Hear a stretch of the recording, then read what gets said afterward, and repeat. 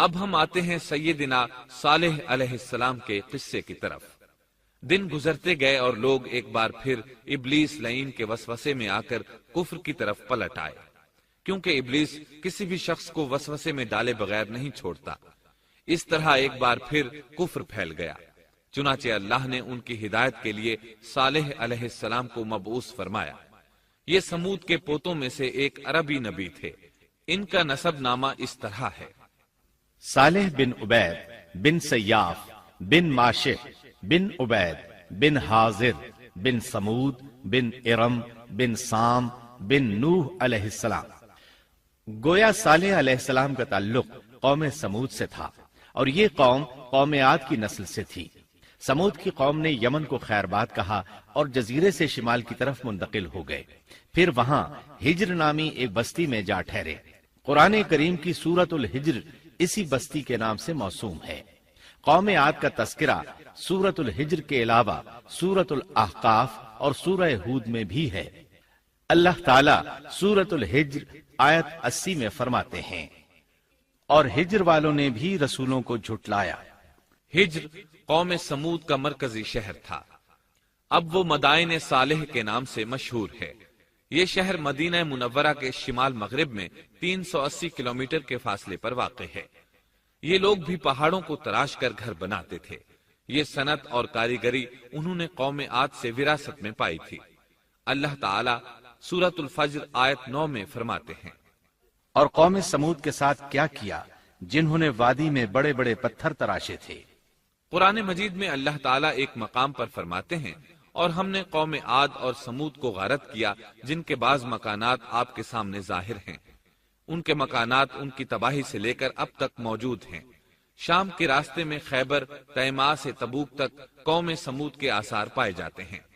یہ لوگ کس طرح پتھر تراش تراش کر گھر بناتے تھے، اللہ تعالیٰ نے سورۃ الاعراف آیت 74 میں اس کا ذکر کیا ہے۔ اس وقت کو یاد کرو جب اللہ تعالیٰ نے تمہیں قوم عاد کے بعد جانشین بنایا اور تمہیں زمین پر رہنے کا ٹھکانہ دیا کہ نرم زمین پر محل بناتے ہو اور پہاڑوں کو تراش تراش کر ان میں گھر بناتے ہو۔ سو اللہ کی نعمتوں کو یاد کرو اور زمین میں فساد مت پھیلاؤ۔ یہ آیت ان کی طاقت، جسم کی صلاحیت اور ماہر فن ہونے پر دلیل ہے۔ پہاڑوں کو تراشنا دراصل قوم عاد کی عادت تھی۔ یہ بھی چونکہ انہی سے تھے، اس لیے وراثت میں یہ کام انہیں بھی آ گیا تھا۔ جس طرح اللہ نے عاد کو اپنی نعمتوں سے نوازا تھا، اسی طرح سمود کو ان سے بڑھ کر نعمتیں دی تھی۔ اللہ تعالیٰ صالح علیہ السلام کی زبانی ان سے فرماتے ہیں، اے قوم سمود، کیا تمہیں ان چیزوں میں بے فکری سے رہنے دیا جائے گا، یعنی باغات، چشموں، کھیتوں اور کھجوروں میں جن کا خوشہ ملائم ہے، اور تم پہاڑوں کو تراش کر پرتکلف گھر بناتے ہو، پس اللہ سے ڈرو اور میرا کہنا مانو۔ لیکن ان لوگوں نے ہر طرح سے قوم عاد کی پیروی کی، نصیحت پکڑنے کی بجائے بتوں کی عبادت شروع کر دی۔ اللہ نے ان کے درمیان صالح علیہ السلام کو مبعوث فرمایا۔ آپ نبوت ملنے سے پہلے بھی عقل مند اور علم والے تھے، باعزت گھرانے سے تعلق رکھتے تھے، اپنے معاملات میں لوگ ان سے مشورے لیتے تھے، لہٰذا انہیں ایک خاص مقام حاصل تھا۔ لیکن جب آپ نے انہیں ایک اللہ پر ایمان لانے، اس کے سوا کسی کی عبادت نہ کرنے کی دعوت دی تو ان کا ساتھ چھوڑ گئے۔ جواب میں ان سے کہنے لگے، اے صالح، اس سے پہلے تو ہم تجھ سے بہت کچھ امیدیں لگائے ہوئے تھے۔ مطلب یہ کہ پہلے تو ہمارے نزدیک آپ کا بہت مرتبہ تھا، مقام تھا، ہمیں آپ سے بہت امیدیں تھیں، لیکن آپ نے تو یہ باتیں کہہ کر ہماری ساری امیدوں پر پانی پھیر دیا۔ ان کے اس جواب کے باوجود صالح علیہ السلام انہیں اللہ کی طرف بلاتے رہے اور ان سے کہتے رہے، اے میری قوم، اللہ کی عبادت کرو، اس کے سوا تمہارا کوئی معبود نہیں۔ تمام انبیاء کی اپنی اپنی قوم کو یہی دعوت تھی کہ اے لوگو، اللہ کی عبادت کرو، اسی نے تمہیں زمین سے پیدا کیا ہے، اسی نے تمہیں زمین میں آباد کیا ہے، اس سے معافی طلب کرو، یقیناً میرا رب قریب ہے اور دعاؤں کو قبول کرنے والا ہے۔ اے میری قوم، تم نیکی سے پہلے برائی کی جلدی کر رہے ہو، اللہ سے معافی کیوں نہیں مانگتے کہ تم پر رحم کیا جائے؟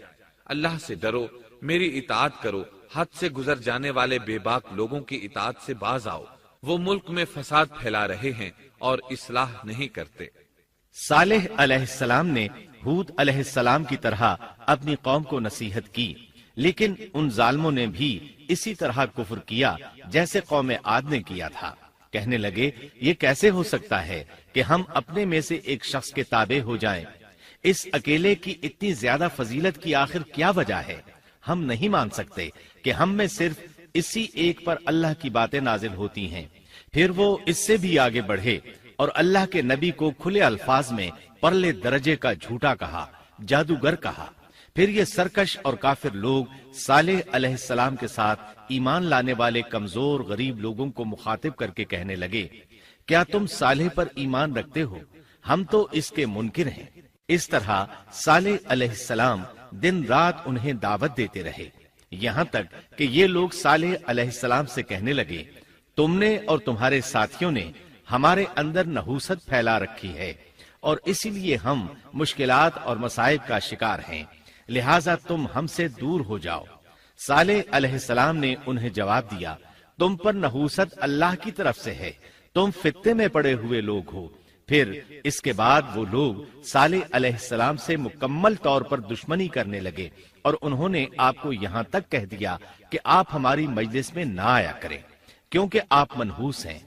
پھر بات یہاں تک پہنچی کہ صالح علیہ السلام نے انہیں اللہ کے عذاب سے ڈرایا، دھمکایا اور کہا، اے میری قوم کے لوگوں، ذرا بتلاؤ تو اگر میں اپنے رب کی طرف سے کسی مضبوط دلیل پر ہوا اور اس نے مجھے اپنے پاس سے رحمت عطا کی ہو، پھر میں نے اس کی نافرمانی کی، تو کون ہے جو اس کے مقابلے میں میری مدد کرے؟ تم تو میرا نقصان ہی بڑھا رہے ہو۔ یعنی فرض کرو اگر میں حق پر ہوا اور یقیناً میں حق پر ہوں اور اللہ تعالیٰ نے مجھے اپنی نبوت سے بھی نوازا ہے، پھر بھی میں تمہاری باتوں میں آ کر اس کی نافرمانی کروں تو بلا شبہ اس وقت میں گھاٹے میں ہوں گا اور تم بھی خسارہ پانے والے ہوگے۔ اس پر وہ ظالم لوگ مقابلے پر اتر آئے، کہنے لگے اگر تو سچا ہے تو کوئی معجزہ لے آ، لیکن وہ معجزہ ہماری مرضی کے مطابق ہو، اس صورت میں ہم ضرور ایمان لے آئیں گے۔ آپ ایسا کریں کہ بستی کے کنارے پتھریلی چٹان میں سے دودھ دینے والی 10 ماہ کی حاملہ اونٹنی نکالیں، اس کا رنگ سرخ ہو۔ صالح علیہ السلام سے یہ مطالبہ کر کے وہ سردار لوگ ایک طرف بیٹھ گئے اور مذاق اڑانے لگے۔ ایک کہنے لگا اونٹنی 10 ماہ کی ہو، حاملہ ہو، دوسرا کہنے لگا لازمی طور پر اس کا رنگ سرخ ہو، پھر ایک تیسرا سردار بولا اس کی کھال پر بہت زیادہ اون ہو، چوتھا بولا موٹی تازی ہو، ہم نے پہلے اس قسم کی اونٹنی دیکھی نہ ہو، پانچواں بولا وہ اتنی بڑی ہو کہ اکیلی ایک دن تمام کنویں کا پانی پی جائے اور دوسرے روز ہم پیئیں۔ یہ لوگ اسی طرح مذاق اڑا رہے تھے کہ صالح علیہ السلام نے ان سے کہا، اگر تمہاری مطلوبہ اونٹنی تمہیں مل جائے تو کیا تم ایمان لے آؤ گے؟ سب نے مل کر کہا، ہاں ضرور لے آئیں گے۔ صالح علیہ السلام نے فرمایا، تب تم ایک دن سب لوگوں کو جمع کر لو۔ مقررہ دن وہ لوگ جمع ہو گئے۔ ان کی موجودگی میں صالح علیہ السلام نے اللہ سے دعا کی، زمین پر زلزلہ طاری ہوا، ان کی آنکھوں کے سامنے چٹان پھٹی اور اس سے بالکل ویسی ہی اونٹنی نکلی جیسا کہ ان کا مطالبہ تھا۔ انہوں نے اپنی زندگی میں ایسی اونٹنی کبھی نہیں دیکھی تھی، اس میں وہ تمام صفات موجود تھیں جن کا ذکر ان لوگوں نے کیا تھا۔ اللہ تعالیٰ صالح علیہ السلام کی زبانی سورہ ہود آیت 64 میں فرماتے ہیں، اے میری قوم، یہ اللہ کی بھیجی ہوئی اونٹنی ہے، یہ تمہارے لیے ایک معجزہ ہے، اب تم اسے اللہ کی زمین میں کھاتی ہوئی چھوڑ دو اور اسے کسی طرح کی تکلیف نہ پہنچاؤ، ورنہ فوری عذاب تمہیں آ پکڑے گا۔ اس اونٹنی کو چونکہ کسی اونٹنی نے جنم نہیں دیا تھا، اس لیے اس کو ناقۃ اللہ یعنی اللہ کی اونٹنی کہا گیا۔ پھر صالح علیہ السلام نے فرمایا، لوگو سن لو، ایک دن یہ اونٹنی پانی پیے گی، ایک دن تم پیو گے، تم میں سے کوئی اسے تکلیف نہ پہنچائے، ورنہ اللہ کا بدترین عذاب تم پر نازل ہوگا۔ سورۃ القمر میں اللہ فرماتے ہیں، بے شک ہم اونٹنی کو ان کے لیے آزمائش بنا کر بھیج رہے ہیں، تم صبر کے ساتھ ان کے انجام کا انتظار کرو۔ اس نشانی کے ظہور کے بعد اللہ تعالیٰ نے صالح علیہ السلام کو مخاطب کر کے فرمایا، تم اب دیکھتے رہو کہ ان کا انجام کیا ہوتا ہے، ان کی سختیوں پر صبر کرو، ان سے کہہ دو کہ پانی پر ایک دن ان کا اختیار ہوگا اور ایک دن اس اونٹنی کا، خبردار کوئی زیادتی نہ کرے اور اس اونٹنی کو پانی پینے سے نہ روکے۔ سورۃ الشمس میں اللہ تعالیٰ فرماتے ہیں کہ ان سے اللہ کے رسول نے فرما دیا تھا کہ اللہ کی اونٹنی کی اور اس کے پانی پینے کی باری کی حفاظت کرو، یعنی اسے نہ تو پانی پینے سے روکو اور نہ ہی اسے کوئی تکلیف پہنچاؤ۔ اس معجزے کو دیکھ کر لوگ دو گروہوں میں بٹ گئے۔ بہت کم لوگوں نے صالح علیہ السلام کی پیروی کی، ان پر ایمان لائے، جبکہ اکثر لوگ پھر بھی اپنے کفر پر ڈٹے رہے۔ اللہ تعالیٰ فرماتے ہیں ان لوگوں نے خود معجزے کا مطالبہ کیا تھا، لیکن اس کو اپنی آنکھوں سے دیکھنے کے باوجود ظلم پر اڑے رہے اور کفر پر اصرار کرتے رہے۔ سورۃ الحجر آیت 81 میں اللہ فرماتے ہیں اور انہیں ہم نے اپنی نشانیاں بھی عطا فرمائی تھیں، لیکن پھر بھی وہ ان سے گردن موڑنے والے ہی رہے۔ اسی طرح سورہ بنی اسرائیل میں اللہ تعالیٰ فرماتے ہیں ہم نے قوم سمود کو نشان کے طور پر اونٹنی عطا فرمائی تھی، لیکن انہوں نے اس پر ظلم کیا۔ بلا شبہ وہ ایک واضح نشانی تھی، کوئی شخص یہ نہیں کہہ سکتا تھا کہ جادوگروں نے اسے پیدا کیا ہے۔ وہ اونٹنی ان میں موجود رہی، ان کے علاقے میں جہاں چاہتی چرتی، جب کنویں پر پانی پینے جاتی تو سارا پانی پی جاتی۔ وہ لوگ اس کا دودھ پیتے، دودھ سب کے لیے کافی ہو جاتا۔ ان کی آنکھوں کے سامنے اس نے ایک بچے کو جنم دیا، وہ شکل صورت میں بالکل اپنی ماں جیسا تھا۔ لوگ اسے دیکھ کر تعجب کرتے، بچہ اونٹنی کے ساتھ رہتا، یہ ایک واضح نشانی تھی، اس پر جادو کا گمان کیا ہی نہیں جا سکتا تھا۔ وہ اونٹنی ایک عرصے تک ان لوگوں میں رہی۔ اللہ فرماتے ہیں ہم نے قوم سمود کو بطور نشان کے ایک اونٹنی دی تھی، لیکن انہوں نے اس پر ظلم کیا، حالانکہ یہ نشانیاں ہم لوگوں کو ڈرانے کے لیے ہی بھیجتے ہیں۔ وہ لوگ اس اونٹنی کو دیکھ کر متعجب ضرور ہوئے، لیکن ایمان پھر بھی بہت کم لوگ لائے، حالانکہ اس نشانی کے بعد انہیں چاہیے تھا ایمان لے آئیں۔ پھر ایک دن قوم کے سرداروں نے مشورہ کیا کہ اگر ہم نے صالح کو اسی طرح چھوڑ دیا تو کہیں لوگ ہمیں نہ چھوڑ دیں اور صالح کے پیروکار بن جائیں۔ اس اونٹنی نے تو ہمیں مصیبت میں ڈال دیا ہے، ہم پورا ایک دن پانی کو چھو بھی نہیں سکتے، کیونکہ یہ سارا دن پانی پیتی رہتی ہے۔ پھر یہ اس قدر دیو ہیکل ہے کہ اسے دیکھ کر ہماری بکریاں بھاگ جاتی ہیں، اونٹ اسے دیکھ کر خوفزدہ ہو جاتے ہیں، لہٰذا ہمیں چاہیے کہ اس سے چھٹکارا حاصل کر لیں۔ وہ آپس میں مشورہ کرتے رہے، آخر انہوں نے ایک آدمی منتخب کیا۔ مورخین کا اس پر اتفاق ہے کہ اس کا نام قدار بن سالف تھا، اس کے ساتھ اس کا ایک ساتھی بھی تھا۔ ان دونوں نے مل کر اونٹنی کو قتل کیا۔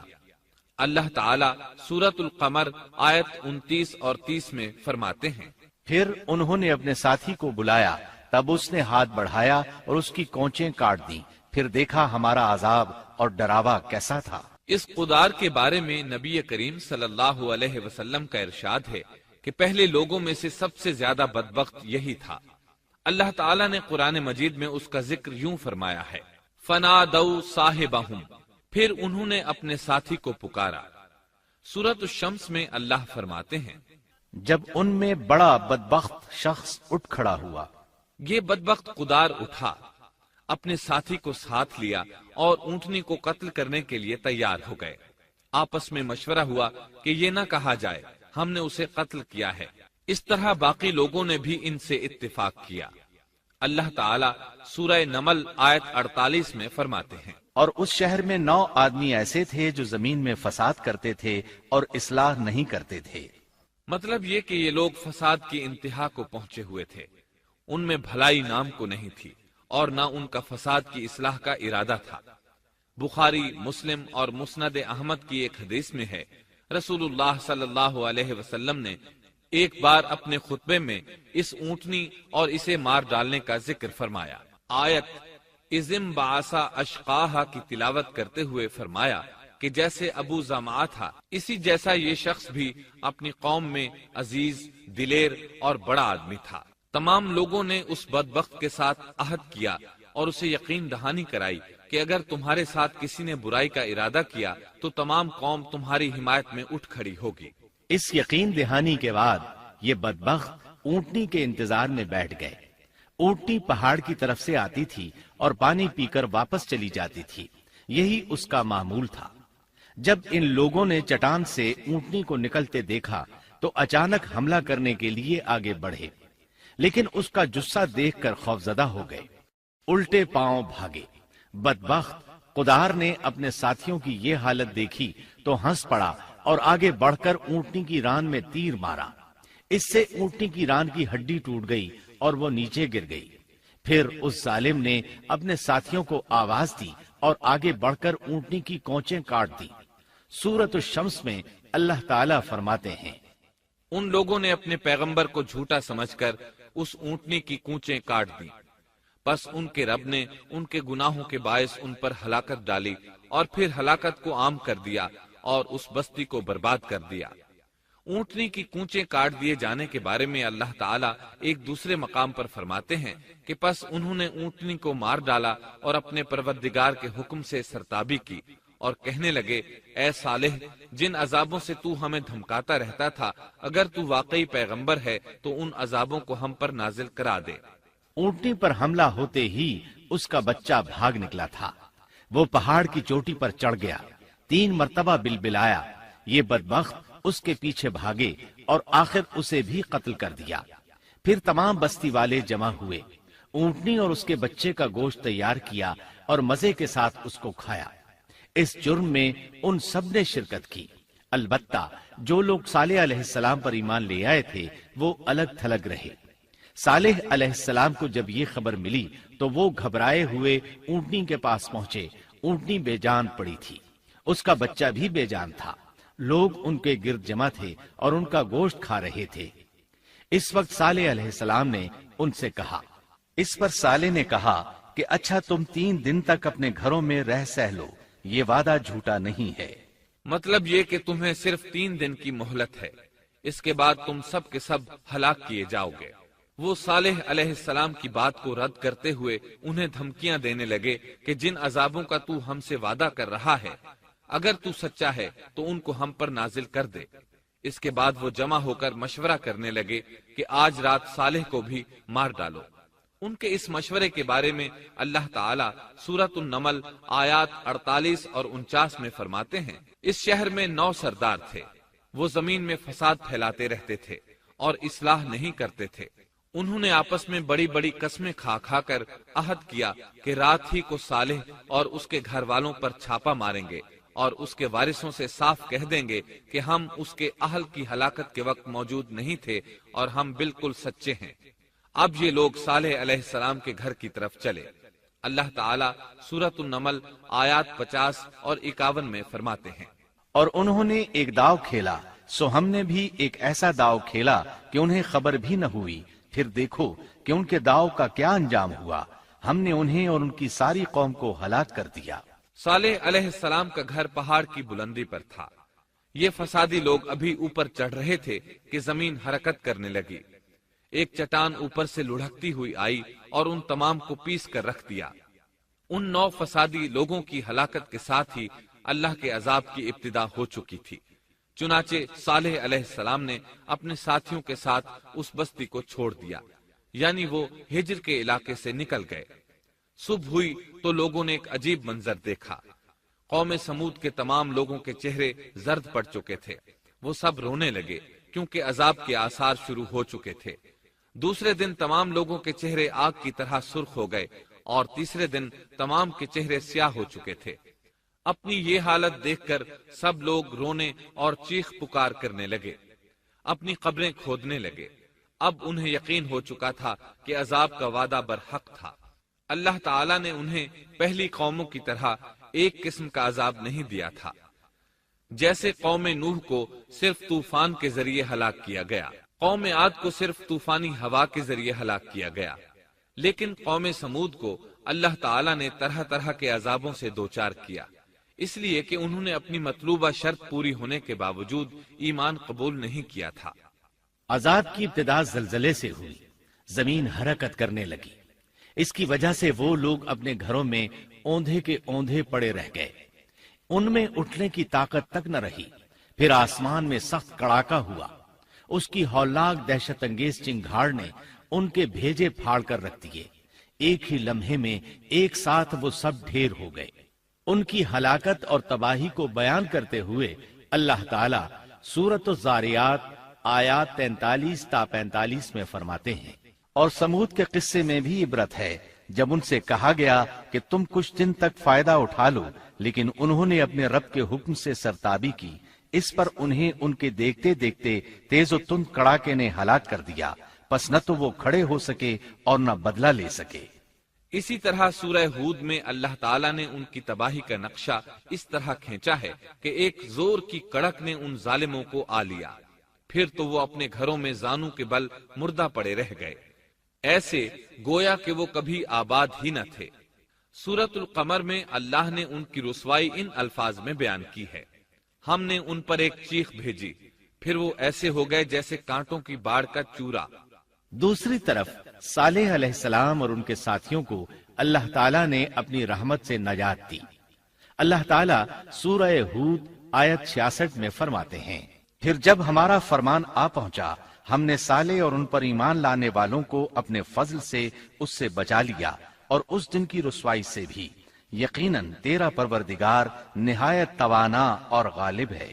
اس قوم کے آثار آج تک باقی ہیں، مدینہ منورہ کے شمال مغرب میں ان کے گھر موجود ہیں۔ اب یہ علاقہ مدائن صالح کے نام سے مشہور ہے۔ سورۃ النمل میں اللہ تعالیٰ فرماتے ہیں، پس یہ ان کے گھر ہیں جو ان کے ظلم کے سبب ویران پڑے ہیں، بے شک اس میں دانش مندوں کے لیے نشانیاں ہیں۔ اللہ تعالیٰ نے ان کے نشانات کو آج تک باقی رکھا ہے تاکہ بعد میں آنے والوں کو یقین ہو جائے اور کسی قسم کا شک نہ رہے۔ عذاب کے آثار نمودار ہونے پر صالح علیہ السلام نے ان سے فرمایا تھا، اے میری قوم، میں نے تمہیں اپنے پروردگار کا حکم پہنچا دیا تھا اور میں نے تمہاری خیر خواہی کی، لیکن تم لوگ خیر خواہوں کو پسند نہیں کرتے۔ اس کے بعد صالح علیہ السلام اپنے ساتھیوں کے ساتھ وہاں سے ہجرت کر کے فلسطین آ گئے، وہیں رملہ نامی بستی میں رہنے لگے اور یہیں آپ کی وفات ہوئی۔ نبی کریم صلی اللہ علیہ وسلم صحابہ کرام رضی اللہ عنہم کے ساتھ تبوک تشریف لے گئے تو آپ نے مدائن صالح کے قریب قیام فرمایا تھا۔ صحابہ نے ان کنووں سے پانی لے لیا جو قوم سمود کے استعمال میں رہے تھے، کچھ برتن بھی وہاں سے لے لیے۔ آپ کو پتہ چلا تو آپ نے حکم فرمایا، ان برتنوں کو توڑ دو اور اس پانی کو بہا دو اور اس پانی سے جو کھانا تیار کیا ہے اس کو الٹ دو۔ آپ نے انہیں ان گھروں میں داخل ہونے سے بھی روک دیا جن میں اللہ کا عذاب نازل ہوا تھا۔ آپ صلی اللہ علیہ وسلم نے فرمایا، میں ڈرتا ہوں تم پر بھی ایسا عذاب نہ آ جائے جیسا ان پر آیا تھا، اس لیے ان کے علاقے میں داخل نہ ہوا کرو، اور اگر داخل ہونا پڑ جائے تو روتے ہوئے داخل ہوا کرو، اور رونا نہ آئے تو رونے جیسی شکلیں بنا لیا کرو تاکہ تمہارا شمار ظالموں میں نہ ہو۔ اللہ تعالیٰ فرماتے ہیں، آگاہ رہو، قوم سمود نے اپنے رب سے کفر کیا، سن لو ان سمودیوں پر پھٹکار ہے۔ قرآن میں ان کا قصہ 26 سے زائد مرتبہ بیان کیا گیا ہے۔ اس کے بعد لوگ ایمان کی حالت میں امن چین کی زندگی بسر کرنے لگے، لیکن پھر نئے سرے سے ان میں خرابی پیدا ہوئی۔ شیطان نے پھر اپنا کام دکھایا، ان کے دلوں میں وسوسہ ڈالا اور فلسطین، عراق، مصر اور جزیرے کے نواحی علاقوں میں شرک پھیل گیا۔ لوگ ایک بار پھر کفر کی طرف پلٹ پڑے۔ اس پورے قصے میں چند عبرتیں ہیں، آئیے ذرا ان کا بھی ذکر ہو جائے۔ اللہ تعالیٰ کی اونٹنی اگرچہ سیدنا صالح علیہ السلام کی نبوت کا ایک نشان تھی، ان کی سچائی کا ثبوت تھی، لیکن قرآن کریم کی وضاحت یہ ہے کہ وہ قوم سمود کی آزمائش کے لیے تھی اور وہی ان کی ہلاکت کا نشان ثابت ہوئی، جیسا کہ سورۃ القمر میں اللہ تعالیٰ فرماتے ہیں، بے شک ہم اونٹنی کو ان کی آزمائش اور امتحان کے لیے بھیجنے والے ہیں، پس تو ان کے انتظار میں رہ اور صبر اختیار کر۔ سنت اللہ یہ رہی ہے کہ اگر وہ اپنے پیغمبر کو کسی قوم کی ہدایت کے لیے بھیجے اور قوم اس کی ہدایت پر کان نہ دھرے تو ضروری نہیں کہ وہ قوم ہلاک کر دی جائے، لیکن جو قوم اپنے نبی سے اس وعدے پر نشان طلب کرے کہ اگر ان کا مطلوبہ نشان ظاہر ہو گیا تو وہ ایمان لے آئیں گے، اور پھر نشان آ جانے کے بعد وہ ایمان نہ لائے تو اس قوم کی ہلاکت یقینی ہے۔ اللہ تعالیٰ پھر اس قوم کو معاف نہیں کرتے جب تک کہ وہ تائب نہ ہو جائے اور اللہ کے دین کو قبول نہ کرے۔ یا عذاب الہی سے صفائے ہستی سے مٹ کر دوسروں کے لیے عبرت کا نشان بن جائے۔ لیکن اس سنت سے نبی کریم صلی اللہ علیہ وسلم کی امت مستثنا ہے، اس لیے کہ آپ صلی اللہ علیہ وسلم نے وضاحت فرمائی ہے، میں نے اللہ تعالیٰ سے دعا مانگی ہے کہ اللہ تعالیٰ میری امت میں عذاب عام مسلط نہ فرمائے، اور اللہ نے میری دعا قبول فرما لی۔ قرآن میں اللہ تعالیٰ نے نبی کریم صلی اللہ علیہ وسلم کی اس بات کی یوں تصدیق کی ہے، اے رسول، اس حال میں کہ تو ان میں موجود ہے، اللہ تعالیٰ ان کافروں پر عذاب مسلط نہیں کرے گا۔ اور یہ ایک خطرناک غلطی ہے، نفس کا دھوکہ ہے کہ انسان عیش و عشرت اور دنیاوی جاہ و جلال کو دیکھ کر یہ خیال کر بیٹھے، یہ گمان کر لے کہ جس قوم یا فرد کے پاس یہ سب کچھ موجود ہے وہ ضرور اللہ تعالیٰ کے سائے میں ہے، اور یہ کہ ان کی یہ خوش عیشی اس بات کی علامت ہے کہ اللہ تعالیٰ کی خوشنودی ان کے ساتھ ہے۔ یہ نفس کا دھوکہ ہے، غلط فہمی ہے، بلکہ کج فہمی ہے۔ قرآن کریم کے اس واقعے میں جگہ جگہ اس بات کی وضاحت ہے کہ بعض اوقات زیادہ سے زیادہ خوش عیشی زیادہ سے زیادہ عذاب کا پیش خیمہ ثابت ہوتی ہے، اگرچہ قوموں کے لیے اس کی مدت چند ماہ یا چند سال نہیں بلکہ گھبرا دینے والی مدت ہی کیوں نہ ہو، مگر ہر قسم کی دنیاوی کامیابیوں اور خوش عیشیوں کے ساتھ جب ظلم، سرکشی اور غرور کسی قوم کا مستقل شعار بن جائے تو سمجھ لو اس کی تباہی اور ہلاکت کا وقت قریب آ پہنچا۔ اللہ تعالیٰ فرماتے ہیں، تیرے رب کی پکڑ بہت سخت ہے، لیکن اس کے ساتھ ہی یہ بات بھی ہے کہ کسی قوم میں تمام تر خرابیوں کے باوجود اگر قوم سے اکثر افراد اللہ کے شکر گزار ہوں، اس کے بندوں کے ساتھ انصاف کرنے والے اور آپس میں نیک نیت اور خیرخواہی کرنے والے ہوں، تو بلا شبہ وہ اللہ کے ہاں مقبول بندے ہیں، اور انہی کو دنیا اور آخرت کی کامیابیوں کی بشارت ہے، اور انہی کے لیے یہ دنیاوی عیش اللہ کی بے انتہا نعمتوں کی علامت ہے۔ انہی الفاظ پر سیدنا صالح علیہ السلام کا قصہ اختتام کو پہنچا۔